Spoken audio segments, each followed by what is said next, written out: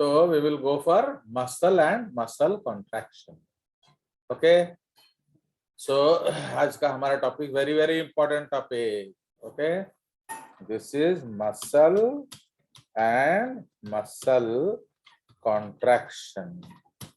ठीक है, क्योंकि हम लोग को बायोकेमिस्ट्री भी पढ़ना है ना, तो मसल एंड मसल कॉन्ट्रैक्शन. तो उसमें हम लोग क्या करेंगे, आपका जो एनसीईआरटी का जो थोड़ा सा गड़बड़ है वो सब भी साथ में देखते देखते चलेंगे. बिकॉज आपको तो लिखना वही है ना स्कूल एग्जाम्स में जो एनसीईआरटी में आएगा. आप तो हम अपने मन से कुछ लिख नहीं सकते ना.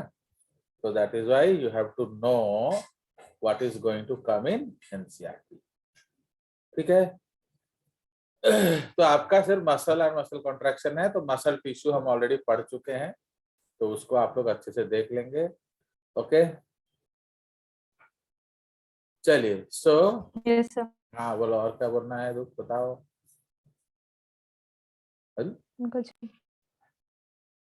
बोन, उसमें मसल पहले दे दिया. चलिए, तो मैं जस्ट आपको एनसीईआरटी दिखा दे रहा हूँ. Go and complete NCERT and go ahead, और है ना. तो ये आपका एनसीईआरटी आ गया. This is the muscle. तो फटाफट रीडिंग लगा देंगे तो हमारा वो काम भी खत्म हो जाएगा. ओके, ताकि पता चले कि हम लोगों ने कुछ छोड़ा वोड़ा नहीं है. ओके, चलो एनसीईआरटी जी ऊपर आइए. यस, जागरूड़ी, you can start. Muscle. muscle. You have studied in chapter 8 that the cilia and the flagella are the outgrowths of cell membrane. Flagellal movement helps in swimming of spermatozoa, maintenance of water current in the canal system of sponges, and locomotion in protozoans like euglena. Muscle is a specialized tissue of mesodermal origin. बस About ये 40 first to point. 50% okay, तो first point क्या है, muscle is mesodermal mesodermal. origin. पूरा skeletal system आपका mesodermal है. Next. Yes. About 40 to 50% of the body weight of human adult is contributed by muscles. They have special properties like बस excitability, ये contractility. बहुत important है. Excitability, contractility, extensibility and elasticity. Okay, ये चार muscle का special point है. तो excitability का मतलब क्या है, उन्हें हम एक्साइट कर सकते हैं. कॉन्ट्रैक्टिलिटी का मतलब क्या है, वे कॉन्ट्रैक्ट करते हैं. ओके, एक्सटेंसिबिलिटी का क्या है, वो एक्सटेंड हो सकते हैं. इलास्टिसिटी का मतलब क्या है, वो इलास्टिक होते हैं. नहीं तो वापस कैसे आएंगे. ठीक है, हमने हाथ को कॉन्ट्रैक्ट Yes, sir. किया, अगर रिलैक्स Yes, करोगे sir. तो आपका मसल वापस जाता है कि नहीं, लाइक दैट. यस, Yes, चलो sir. आगे. Muscles have been classified using different criteria, namely location, appearance, nature of regulation of their activities. Based on their location, three types of muscles are identified: skeletal, visceral, and cardiac. Skeletal muscles are closely associated with the skeletal components of the body. They have a stripped appearance under the microscope and hence are called striated muscles. As their aunty ji, stripping का मतलब क्या होता है, बोलो. Sir, striping का मतलब, तुम लोग अंग्रेजी भी पढ़ना नहीं आया तुम लोग को. स्ट्रिप ऑफ योर क्लोथ्स का मतलब क्या है, कपड़े उतारो. तो स्ट्रिपिंग का मतलब उतारना होता है, कपड़े उतारना. तो ये स्ट्रिपिंग है ना, स्ट्राइप्ड है. sir, stripe. पहले स्ट्रिप का स्पेलिंग क्या होता Yes, है, sir. स्ट्रिप. तुम जो स्ट्रिप पढ़ रहे हो उसका स्पेलिंग क्या है, double P D. Double E. समझ आया. तो थोड़ा इज्जत से पढ़ लो, स्ट्राइप मत हो. चलो आगे. वो Yes, sir. स्ट्राइप They होता है, have striped stripe muscles. appearance under the microscope and hence are called striated muscles. As the activities are under voluntary control of nervous system, they are known as voluntary muscles too. They are primarily involved in locomotory actions and changes in body postures. Visceral muscles are located in the inner walls of hollow visceral organs of the body, like the alimentary canal, reproductive tract, etc. They do not exhibit any striations and are smooth in appearance. Hence, they are called as smooth muscles, non-striated muscles. The activities are not under the voluntary control of nervous system and are therefore known as involuntary muscles. They assist, सुनिए for सुनिए, example, in transport. आप लोग ये जो muscle है, nerve tissue है, वो 11th के कॉपी जो हमारा हाफ ईयरली के पहले का कॉपी से पढ़ लेंगे, ओके? क्योंकि हमने टिश्यू Yes, उधर sir. पढ़ लिया है। मैंने एनसीईआरटी Yes, कौन क्या किया था, टिश्यूज में नहीं दिया था ना ये सब, पर हमने वहां भी पढ़ा है, तो इसलिए उसको वहां से पढ़ लेंगे। ऐसा नहीं सोचेंगे कि वो तो हाफ ईयरली में आया था। Yes, sir. आएगा भी। आगे They assist, for example, in transportation of food through the digestive tract and gametes through the genital tract. Next, As the name suggests, cardiac muscles are the muscles of heart. Many cardiac muscle cells assemble in a branching pattern to form a cardiac muscle. Based on appearance, cardiac muscles are striated. They are involuntary in nature as the nervous system does not control their activities directly. Let us examine a skeletal muscle in detail to understand the structure and mechanism of contraction. Each organized skeletal muscle in our body is made up of numerous muscle fibers or fascicles held together by common collagenous connective numerous muscle, bundles तो of क्या तुम fascicles. खा जा रहे हो कि अपने से ऐड कर दे रहे हो कुछ भी? हाँ चलो, Yes, sir. Held together by a common collagenous connective tissue layer called fascia. ये हमने जस्ट Each देख लिया muscle था। bundle. Had we Yes, seen sir. these Yes, sir. things? हाँ चलिए, Yes, sir. तो फैसिया भी याद आया। देखो इन्होंने Yes, sir. गलत लिखा है ना, सही लिखा है ये लाइन, बताओ, बोलो। Fascicles वो तो are held together by common collagenous connective tissue layer called, हमारे अनुसार क्या है वो? पेरिमाइसियम था। यस, तो कुछ तो यार इज्जत करो जेजेस का, तो देख रहे हो, तो एक्चुअली यहाँ वो पेरिमाइसियम होना चाहिए, पर इधर लिख दिया फैसिया। फैसिया कहाँ होगा? पूरा पेरिमाइसियम के बाहर, पेरिमाइसियम के बाहर फैसिया होगा। ओके चलो ठीक है, बट तुमको यहाँ फैसिया ही लिखना है, बट तुम्हारा स्कूल में जो एग्जाम आएगा आप क्या लिखेंगे? फैसिया। चलो हाँ आगे। Each muscle bundle contains a number of muscle fibers. हाँ Each muscle fiber हाँ is lined is lined by plasma membrane हाँ called sarcolemma enclosing the sarcoplasm. Muscle fiber is a syncytium as the sarcoplasm contains many nuclei. I The endoplasmic reticulum. देख, इसमें क्या लिख दिया? Muscle fibre is a syncytium. Okay, तो syncytium क्या होता है? जिसमें सेप्टा लॉस होता है ना, जिसमें बाद में न्यूक्ली मल्टीप्लाई करता है। आप लोग क्या पढ़े हो सेल में? जिसमें सेप्टा लॉस करता है, Septa loss होता है। तो समझ में आया कि नहीं? तो इसलिए बायो में गड़बड़ है, माने जो एनसीईआरटी में सिंसिशियम सिनोसाइट, इसमें गड़बड़ी है। चलो आगे। The endoplasmic reticulum, that is the sarcoplasmic reticulum of muscle fiber, is the storehouse of calcium ions. A Yes. characteristic feature of muscle fiber is the presence of large number of parallelly arranged filaments in the sarcoplasm called myofilaments or myofibrils. Is myofilament Each myofibril? Is this statement correct?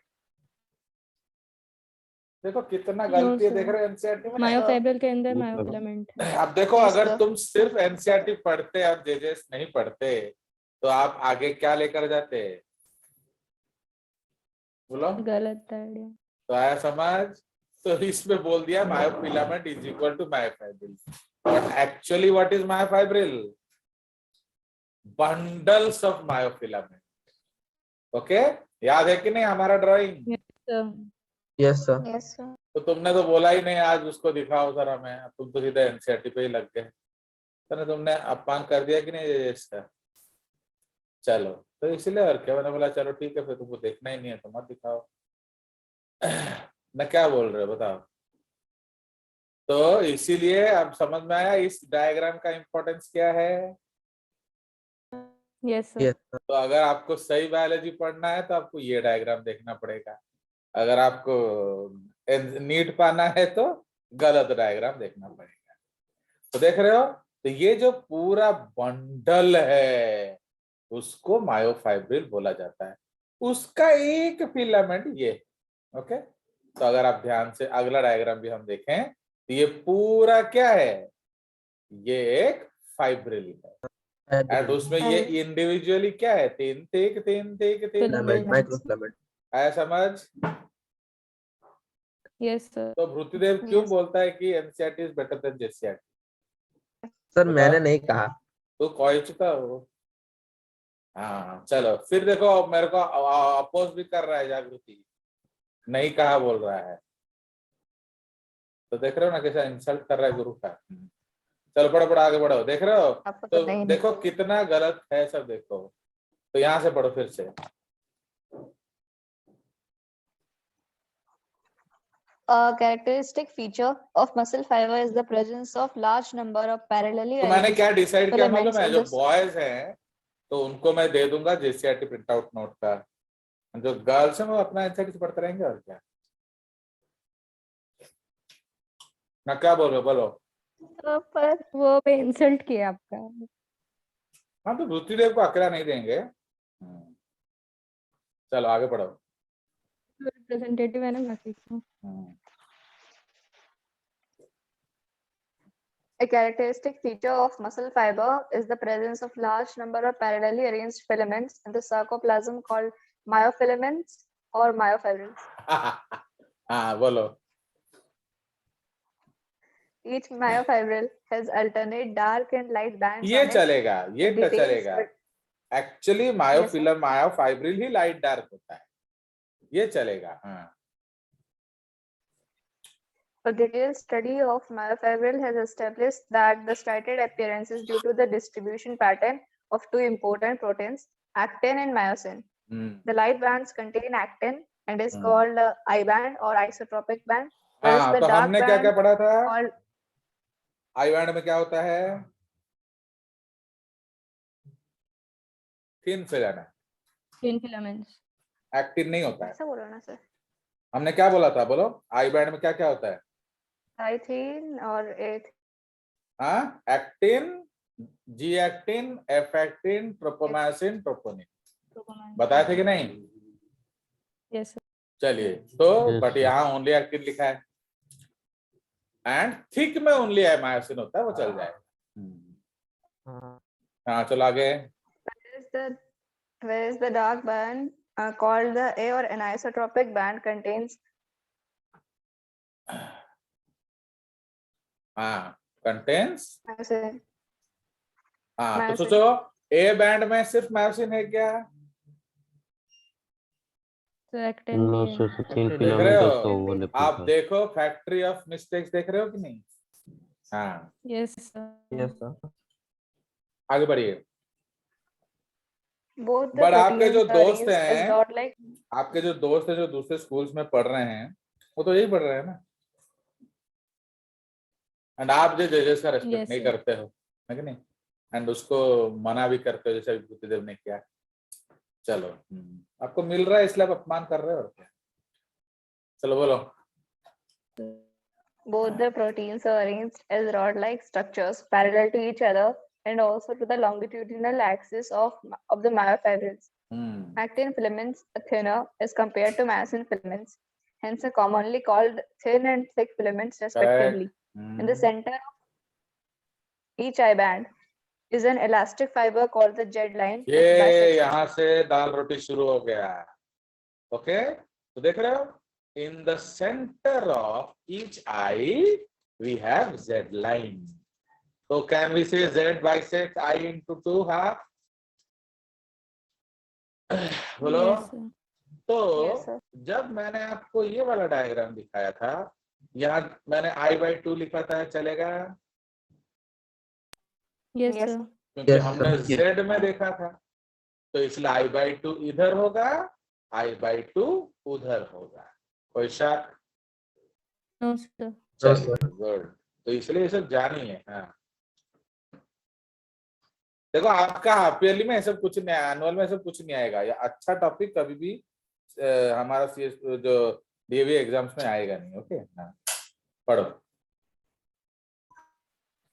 The thin filaments are firmly attached to the Z line. The thick Hmm. filaments in the A band are also held together in the middle of this band by thin fibrous membrane called the M line. देख रहे हो, middle of the band. Middle इसलिए line. हमने क्या discuss किया था कि M line divides the H zone, A band and sarcomere into 2 equal halves. कोई शक? No, sir. समझ रहे हो? No, क्योंकि sir. ए बैंड के बीच में एच जोन है, ओके, एंड सार्कोमियर। तो sarcomere, A band and H zone को बाइसेक्ट zone. कौन करता है? M line. M line. हाँ, चलो आगे। The A and I bands are arranged alternatively throughout the length of the myofibrils. The portion of myofibril between two successive Z lines is considered as the functional unit of contraction and is called as the sarcomere. Very good. हाँ, In a the edges of thin filaments on the either side of thick filaments partially overlap the free ends of thick filaments, leaving the central part of thick filaments.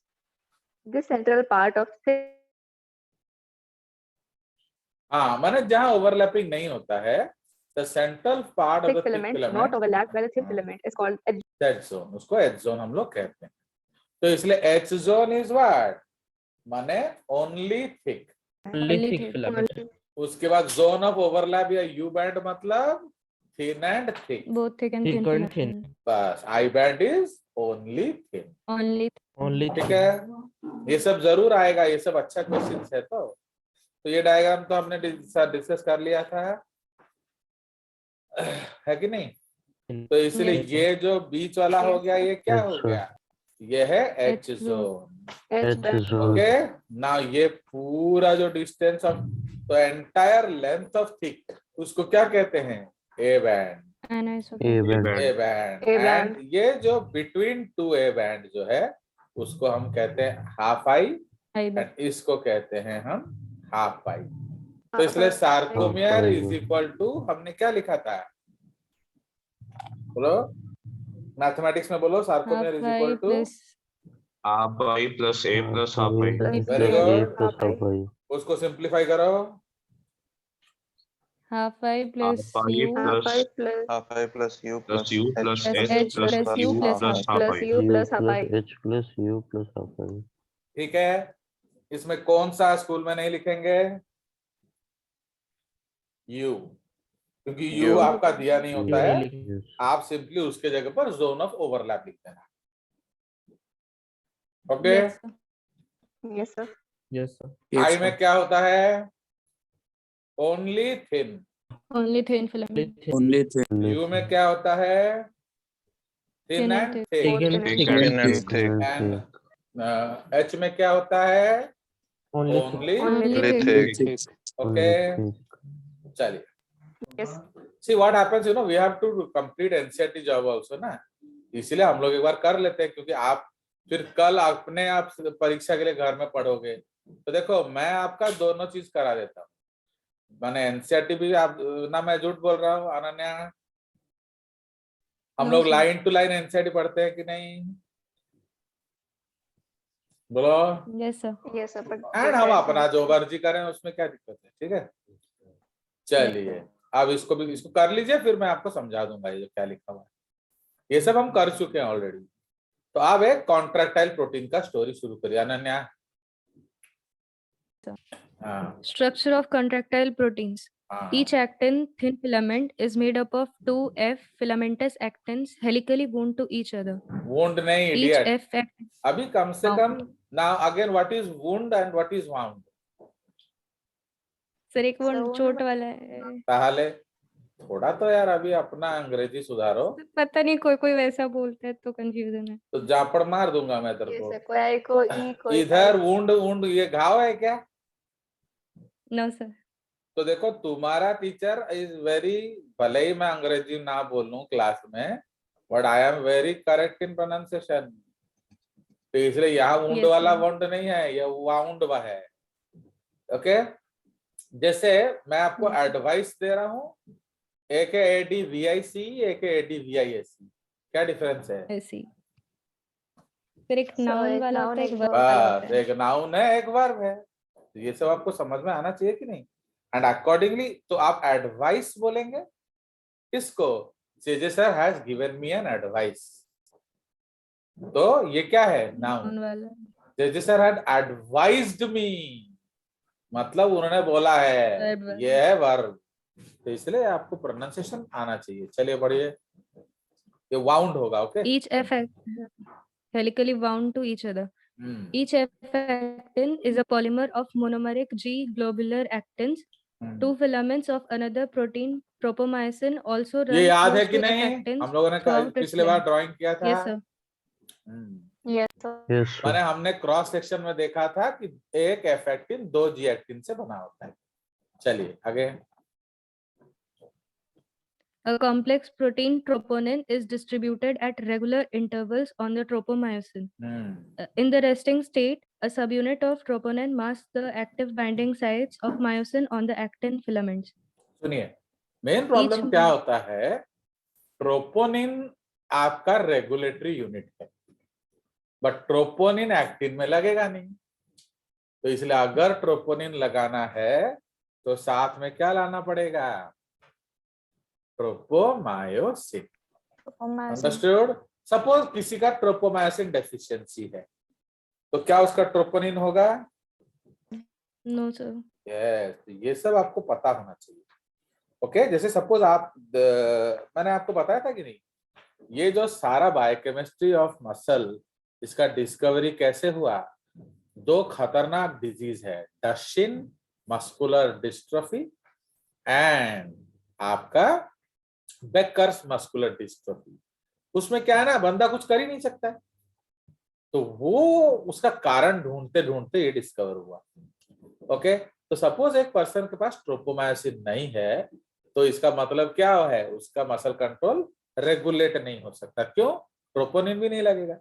Troponin लगेगा नहीं. Okay, चलिए ये सब समझ के चलिए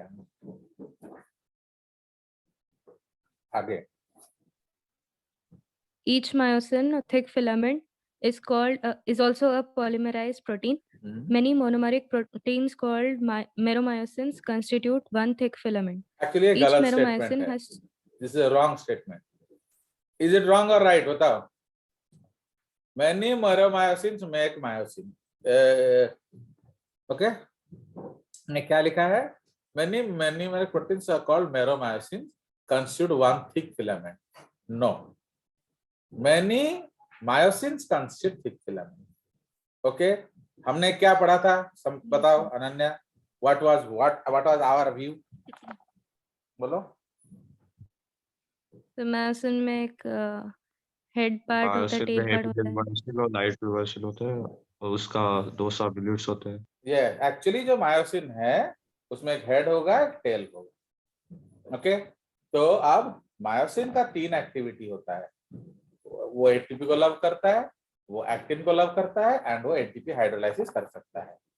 तो तीनों कौन करता है? तो जब ढूंढा गया तो तीनों मायोसिन करता है। Meromyosin मायोसिन करता है, मायोसिन करता है, बट मायोसिन का कौन सा पार्ट? हेड ना टेल? तो फिर हमने उसको ट्रिप्सिन डाइजेशन किया। तुम कैसे बोल देते हो? तो मैजिक है। तो फिर हमने उसको ट्रिप्सिन हाइड्रोलाइसिस किया।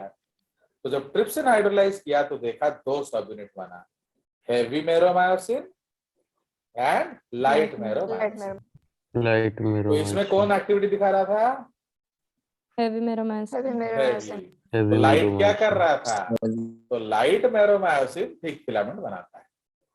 ओके, चलिए अब ये जो हेवी मेरोमायोसिन है ना, ये हम मसल कॉन्ट्रैक्शन में देखेंगे, ये क्रॉस ब्रिज बनाता है, मतलब it is responsible for catching actin. Okay, अब मेरोमायोसिन में भी हेड एंड टेल है हेवी में, तो कौन करता है? तो उसको डाइजेस्ट किया हमने पापाइन से। तो फिर उसमें देखा कि पापाइन में जो जब हमने देखा तो हमने क्या देखा पापाइन डाइजेशन से, कि जो एक्चुअली एचएमएम सब यूनिट 1, तो एचएमएम सब यूनिट 1 कौन है? हेड। ओके, Head तो है। जो एचएमएम सब Head है। यूनिट 1 है आपका, हेड जो है, तो वो ये सारा कुछ करता है। ओके, समझ में आया कि नहीं? Yes, sir. तो यही चीज हमें समझना बहुत जरूरी है। तो देख रहे हो, ये जो मुंडी है ये है सब यूनिट 1, ये जो लेंजो है ये है सब यूनिट 2। तो ये मुंडी लेंजो मिला दोगे तो ये क्या है? Heavy Heavy मेरोमायोसिन। meromycin. Heavy And meromycin. ये जो लंबा सा सूता है ये क्या है? This is light Light meromyosin. meromycin. तो इसलिए heavy meromyosin actually forms the cross bridge. Clear? चल, Yes, sir. Yes, sir. वो मेरा वो डायग्राम किधर गया? मैं ढूंढ रहा हूँ, तो वो वाला जो वो जो मैंने बना दिया था, वो जो थिन फिलामेंट का डायग्राम उसमें बनाया नहीं था। इधर न्यूरोमस्कुलर जंक्शन है, ये भी हैंड ड्रॉन है, ये आपका खबर आया, ये रहा, ये देख रहे हो? ये तो देख रहे हो दिस डायग्राम विजुअल Yes, हुआ? sir. तो ये येलो में क्या है हमारा? जी जी। तो जी जी जी। मिलके ये cross sectional view of effective. तो ये काला में क्या बनाया हमने? Tropomyosin. Tropomyosin. Okay, in the Tropomyosin. kala we have made tropomyosin. Okay, तो ट्रोपोमायोसिन भी स्मॉल डबल हेलाइसिस होता है। ओके, छोटे छोटे डबल हेलिक्स होते हैं, एंड उसका काम क्या है? उसमें आपका ट्रोपोनिन ऐड होता है। तो what is this? So this is called troponin. Okay, sub units. हाँ, ठीक है, that is called proper aspirant. हाँ, तो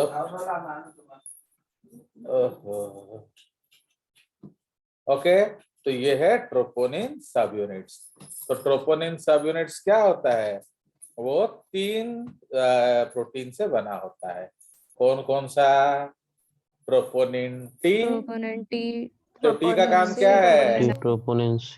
ट्रोपोनिन टी का Calcium से काम, bind कर- वो हट पागल, ट्रोपोनिन टी का काम क्या है? वो ट्रोपोमायोसिन से बाइंड करेगा, इडियट। देख नहीं रहा इधर? ट्रोपोनिन सी Yes, क्या है? वो कैल्शियम बाइंडिंग साइट है। Calcium bind. ट्रोपोनिन आई जो है वो ब्लॉक जैसा काम करता है। तो ये आपका क्या है?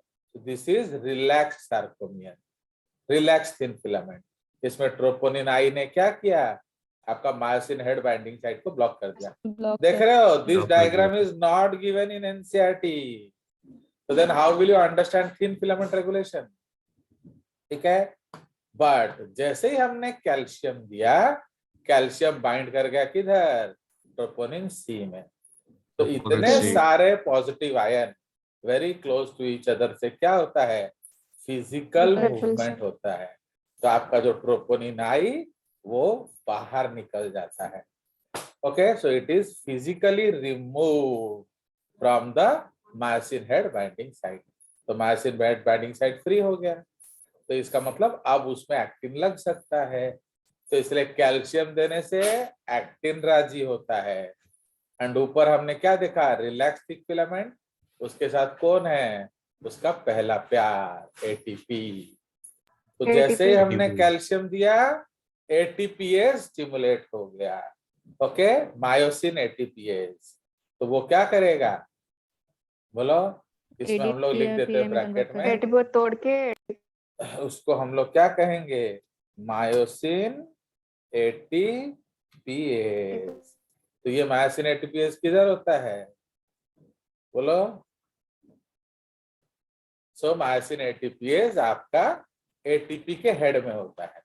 तो उसने एडीपी प्लस पीआई कर दिया, तो जैसे ही वो एडीपी प्लस पीआई मैक्स, वो एडीपी प्लस पीआई जो कर दिया, तो उससे क्या हुआ, बोलो। उससे थिक फिलामेंट भी राजी हो गया कॉन्ट्रैक्शन के लिए। तो now thick filament active, thin filament active. तो अब क्या होगा, मसल कॉन्ट्रैक्शन। Contraction. देखो ये सब कछु नहीं दिया है आपके भृतिदेव के फेवरेट बुक में। हाँ चलो बोलो। अरे भृतिदेव भी मना करता है ना, इसलिए आप लोग को नहीं मिलता है NCERT। हाँ बोलो next. Each meromycin has two important parts, a globular head with a short arm and a tail, the former being called the heavy meromycin and the latter the light meromycin. सुनो। तो short head and tail, short arm and tail, head and short arm, ठीक है। तो each meromycin has two parts, a globular head with short arm। तो globular head क्या है, max. तो globular head क्या है, Heavy meromycin Gas है। subunit 1. तो गैस आने से उसका बीपी बढ़ेगा। तो हेड का मतलब क्या है, HMM सब यूनिट 1। Subunit 1. समझ में आया। तो ये है उसका क्या, ओके। तो ये HMM से हेड है, एंड शॉर्ट आर्म क्या है, HMM सब यूनिट 2, Subunit 2. ऐसा भी एंड है। टेल क्या है, LM। LM. Okay, now what is MM? This is meromyosin। Meromycin. चलो आगे। The HMM component, that is the head and short arm, projects outwards at regular distance and angle from each other from the surface of a polymerized myosin filament and is known as cross arm. Cross bridge, cross The- arm या cross bridge, हाँ। The globular head is an active ATPase enzyme and has binding sites for ATP and active sites for actin. देखो हम लोग अपना दोनों काम कर लेंगे बस। तो ये थिन फिलामेंट देख लिया आपने, तो ये गोला गोला क्या है, these R G actin. Okay, तो जी एक्टिन जो है, तो इसमें भी आपको याद होना चाहिए 13 जी एक्टिन्स Per turn. पर Per turn. टर्न पर हेलिक्स। ओके सो ताको नहीं गेलो मैक्स के ऊपर को। तो 13 जी actins per turn per helix। So there